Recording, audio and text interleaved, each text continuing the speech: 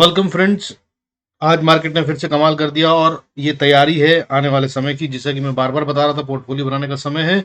I hope आपने बना लिया होगा। अब भी मगर कल का दिन हो सकता है थोड़ा सा क्रिटिकल रहे, क्योंकि एक्सपायरी है इसके अंदर। गेम बहुत लंबी और पहले से प्लान होती है। हालांकि ऑप्शन चेन का डेटा ये बता रहा है कि अब मार्केट नीचे जाने के मूड में नहीं है, और जो बवाल होने वाला है वो कल बड़ा हो सकता है कल वो फिर भी कम हो। लेकिन कल अगर एक्सपायरी को मैनेज करने के बाद अगला दिन फ्राइडे या मंडे देखें तो बहुत ज़्यादा तेजी आती हुई नज़र आ रही है। अभी फिलहाल एफ ने बाइंग शुरू कर दी है, और आज बहुत दिन के बाद फिर से सीरियस सी बाइंग करी है। और पिछले महीने मार्च में जिस तरह इन्होंने एंड में बाइंग कर कर मंथ को पॉजिटिव क्लोज करा था, वैसे ही लग रहा है ये अप्रैल मंथ को भी पॉजिटिव में क्लोज करेंगे। अभी फिलहाल नेगेटिव से पॉजिटिव में आ चुके हैं। आइए शुरू करते हैं आज का video. Before we start I request to go through the disclaimers. जरूरत हो तो वीडियो को पॉज कर कर पढ़ें।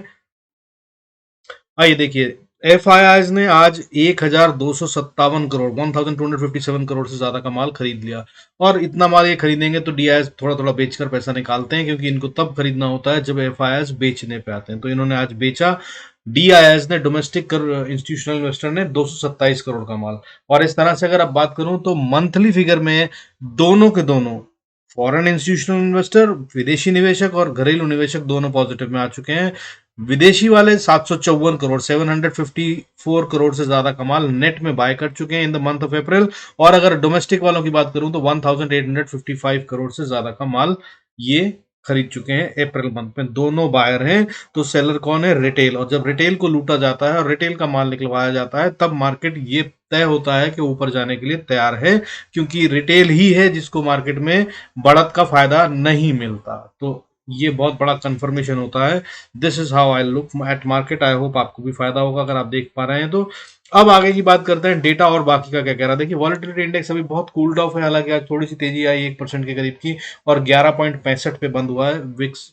और इस तरह से अगर बाकी का डेटा देखें तो मार्केट जो है, निफ्टी आज 17,813 पे बंद हुई है, 44 पॉइंट्स का गेन है। और अगर अपने लो से बात करें तो 116 पॉइंट से ज्यादा इसने गेन कर लिया लो से, नीचे से जितना गिर गई थी आज। और बैंक निफ्टी की बात करें तो 42,829 पे बंद हुई है। और बैंक निफ्टी में हालांकि वैसे तो 151 पॉइंट का गेन है, लेकिन अगर इसके लो से बात करें तो 443 पॉइंट्स का गेन है, यानी कि नीचे जाने के बाद ये काफी तेज रिकवरी हुई और अपने ऑलमोस्ट हाई पॉइंट के पास बंद हो रही है। तो ये बहुत बड़ी बात है। 400 पॉइंट से ज्यादा का गेन बैंक निफ्टी में अपने लो से है। और अब अगर बात करें बढ़ने और गिरने वाले शेयरों की, तो आज सेंसेक्स में बढ़ने वाले शेयरों की गिनती बढ़कर हो गई 1119 शेयर्स, जो कि कल थी 1062। और गिरने वाले शेयरों की गिनती कम हो गई। कल ये थी 948 और आज ये 900 से भी नीचे चले गए। 896 शेयर्स थे जो गिर रहे थे। और अच्छी खासी तेजी थी अगर बात करूं तो रियलिटी में, स्मॉल कैप मिड कैप में भी, एफएमसीजी में, ऑटो सेक्टर में, infra sector, banks, IT, finance, financial services, media, pharma सब बढ़ रहे थे। गिरने वाले सेक्टर भी थे। हालांकि एक ही सेक्टर बोला जाए तो मेटल में आज थोड़ी सी गिरावट थी, सीरियस वाली अगर बोलें तो। इसके अलावा एनर्जी सेक्टर भी मामूली सी गिरावट के साथ रेड में बंद हुआ है। लेकिन ये ताकत दिखाते हुए नजर आ सकते हैं कल फिर से। आज के लिए मैंने बोला था आईटी ताकत दिखा सकता है, कल के लिए नोट कर लीजिए। और आईटी ने अच्छी खासी ताकत दिखाई है आज। आज आईटी में 0.29% एज अ सेक्टर में बढ़त थी। और अगर बात करूं तो मेटल कल ऐसी ही बढ़त दिखाता हुआ नजर आ सकता है।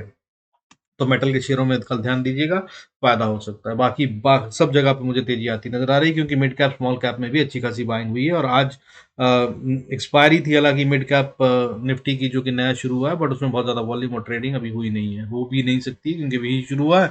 धीरे धीरे उसमें आएगा, बट एक इंडिकेटर था। और इस सेक्टर में अच्छी खासी तेजी है, स्मॉल कैप मिड कैप दोनों बढ़ते हुए नजर आए।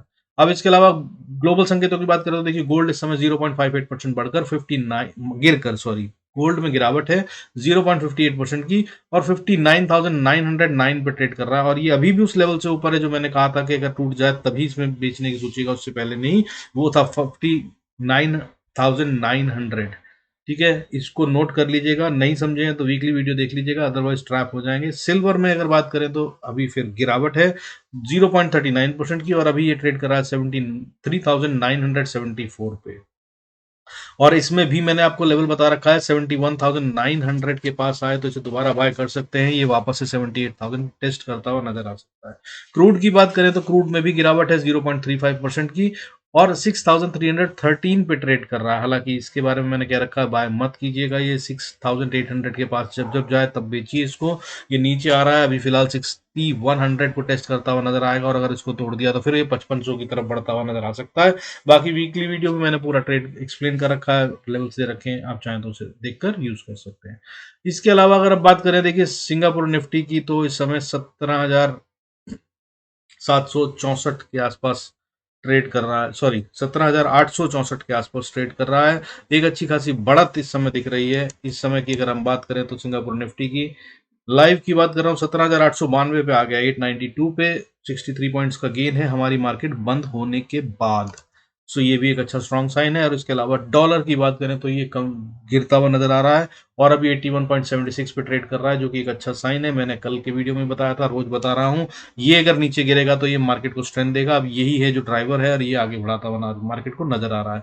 और अगर ये नीचे में 81.20 को छू जाता है तो हमारी मार्केट 19,000 छू जाए तो कोई बड़ी बात नहीं होगी। और ताकत सब जगह से नजर आ रही है। देखिए गोल्ड गिर रहा है, सिल्वर गिर रहा है, क्रूड गिर रहा है, सारी चीज ग्लोबल मार्केट में जब कमोडिटी में गिरावट आती है तो इक्विटी में तेजी आती है, ऐसा माना जाता है। वो हो रहा है, और डॉलर हमारा बिग फैक्टर वो हो रहा है।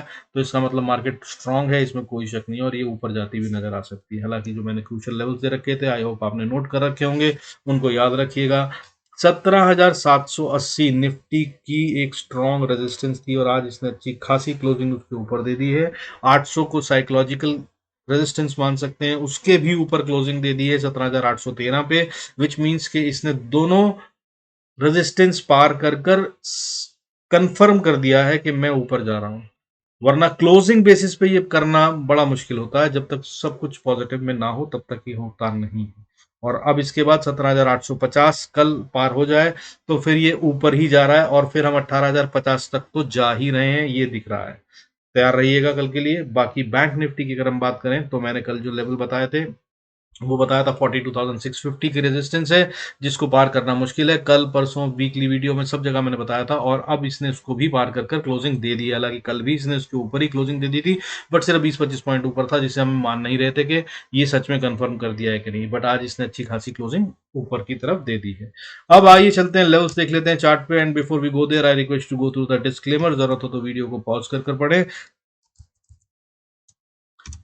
आइए अब चार्ट्स पे देख लेते हैं कि हम कहाँ एंट्री कर रहे हैं और कहाँ पे प्रॉफिटेबल ट्रेड बना सकते हैं। देखिए 17,800 जब तक कायम है निफ्टी में, इनफैक्ट 800 भी नहीं, अब इनफैक्ट 805 मान लीजिए, जब तक 805 कायम है तब तक हम ऊपर ही जा रहे हैं, ये बात कंफर्म समझिएगा। और इसको स्टॉप लॉस बनाकर बाय कीजिएगा, और जब तक आप इस बाइंग में बैठे हैं तब तक बिंदास ऊपर चल रहे हैं हम, कोई डरने की बात नहीं जब तक 800 के ऊपर है।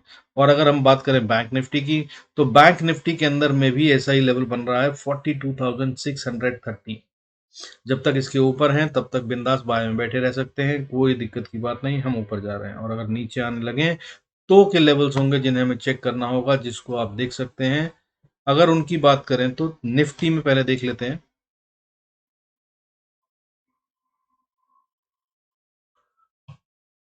देखिए निफ्टी की बात करें अगर, तो निफ्टी स्पॉट की बात कर रहा हूं मैं, और निफ्टी स्पॉट में इस समय बड़ी अच्छी मजबूती आई हुई है, ट्रेडिंग भी अच्छी हो रही थी, वॉल्यूम भी अच्छे थे। आज पैसा भी लगा है, 1200 करोड़ की बाइंग सीरियस होती है, भी 300-400 करोड़ की सेलिंग कर रहे थे, तब तक मैं नहीं मान रहा था, लेकिन अब अच्छी बाइंग है। और अगर आप बात करें लेवल्स की, तो देखिए सबसे पहले मैंने जो कल की रेंज बताई थी आपको कि इस रेंज में है, तब तक मत मानिएगा कि ये ऊपर या नीचे जा रहा है। ये कल आज इसी रेंज में टाइम बिता सकता है। कल के वीडियो में आई होप आपने देखा होगा और उसको यूज किया होगा। दैट वॉज 17,830 से 17,730 का लेवल मैंने बताया था, इन दोनों के बीच में ही ट्रेड करेगा ये, आज ऐसा दिखा रहा था, तो आज ये वैसा ही हुआ। अब मैं कल के लिए जो कह रहा हूँ वो सिर्फ एक बात ध्यान रखिएगा कि कल वीकली मंथली एक्सपायरी है, जो बहुत इंपॉर्टेंट होती है।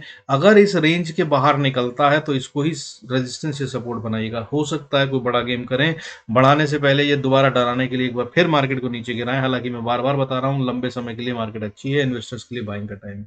तो इसी लेवल्स को ध्यान में रखिए, 17,830 और 17,730। अगर 17,830 के ऊपर है तो आप बाय करके चलिए, अगली रेजिस्टेंस जो फेस करेगा ये वो करीब करीब 17,870 पे, 850 से 870 का एरिया है। इसको पार कर ले तो 17,906, और उसके बाद अगला लेवल 17,972, 972 दैट इज, और उसके बाद 18,000 से 18,060 का एरिया है जहां पर ये रेजिस्टेंस फेस करेगा। और अगर इसको पार कर लिया तो फिर 18,145 50 तक भी जाता हुआ नजर आ सकता है।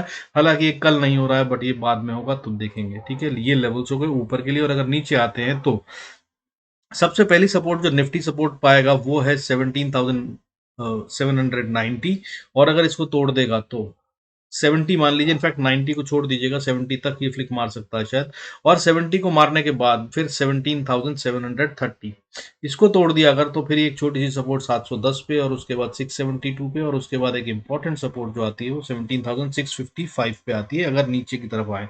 हालांकि मुझे लग नहीं रहा है कि कल नीचे हम किसी भी तरह से आते हुए नजर आएंगे। कल गैप अप होने के बाद हम शायद ऊपर ही जाते हुए नजर आए, बट एक्सपायरी है तो उसके तहत में ये खेल हो सकता है। और अगर 17,655 को तोड़ दिया तो समझ लीजिएगा ये फेक ब्रेक था, ब्रेकअप ब्रेकआउट था, और ये वापस आ रही है मार्केट, और ट्रैप करके ये सब को लेके जाएगी नीचे। फिर जो लेवल्स आएंगे अगले वो 17,617, फिर 17,578, 560, 17,493, ये सारे लेवल्स टेस्ट हो सकते हैं। और उसके बाद और गिरावट आ सकती है, लेकिन वो जब होगा तब की बात करेंगे। अगर हुआ तो मुझे अभी फिलहाल ऐसा नहीं दिख रहा है। कल मैंने कहा था मार्केट के लिए जो वो हुआ हर रोज होता है इनफैक्ट, तो अब कल के लिए मैं बोल रहा हूँ गिरने की कोई सीन नहीं है, ऊपर की तरफ ही क्लोजिंग होगी, बट दिन में उछल कूद होती हुई नजर आ सकती है। सो उसके हिसाब से प्लान कीजिएगा। बाकी अगर हम बात करें बैंक निफ्टी की, तो उसके अंदर में भी ऐसी स्ट्रेंथ नजर आ रही है।